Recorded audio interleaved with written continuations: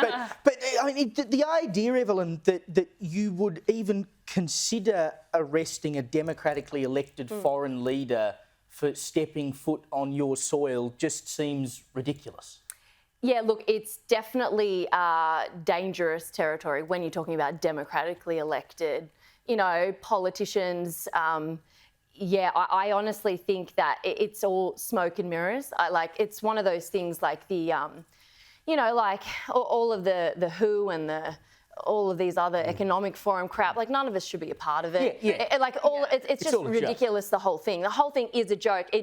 Law should be black and white. It should be objective. It should be impartial. There's no grey areas of law. That's what law is. It's very analytical. And so, but it feels like these sorts of organisations or these international things where, this globalistic type thing is more based on ideology than objectiveness. The ICC has only been around for 20 years. This is not the common law. This is not something that has stood the test of time, that has emerged out of 1,000 years of precedent and judicial inquiry. No, this is something that is a human creation, an institution, and as it was being drafted, as the Rome Statute was being drafted, it became obvious to the US and to Israel that the way, there was a particular article, the way it was phrased would open the floodgates for Israel to be attacked. 10 years after the creation of the Rome Statute in 2012, Mahmoud Abbas, the president of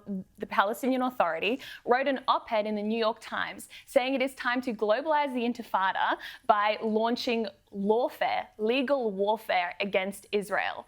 And now this is a court that in its first 10 years of existence, it only ever convicted one person at a cost of $1 billion.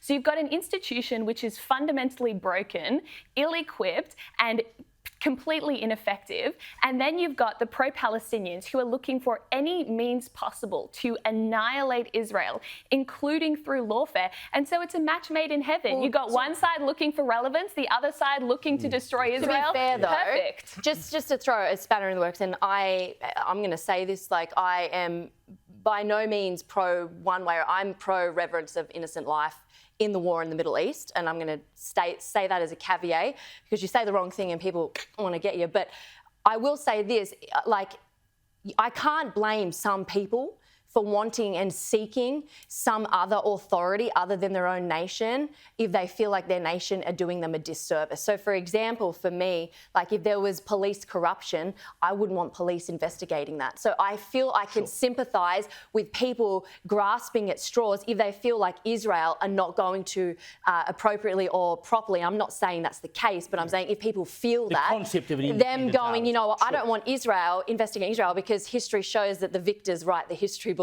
So I can sympathise with this need because, to be honest, during COVID, I was desperate. I'm like, somebody come in and save Australia because our government are sending us to tyranny. So I can sympathise with this, but I do think these courts are a joke and it is a very globalistic thing. And if every nation was doing their job properly, like you said, the nation should just figure it out and I think the point, themselves. Paul, is if we wouldn't go so far as to actually enact what the ICC says and arrest Netanyahu for rocking up, why do we even bother remaining as part of it? Well, very interestingly, that when Tony Burke is invoking the Howard government as the ones who signed up, interestingly, Alexander Downer was talking to Chris Kenny, whom they used to work together, and said that we shouldn't have signed up. Remember Bromwell Bishop at the time, and certainly since, has talked about that this was a mistake of Australia to sign up to an institution that a certain swath of Western countries get drawn into, but China and other countries don't.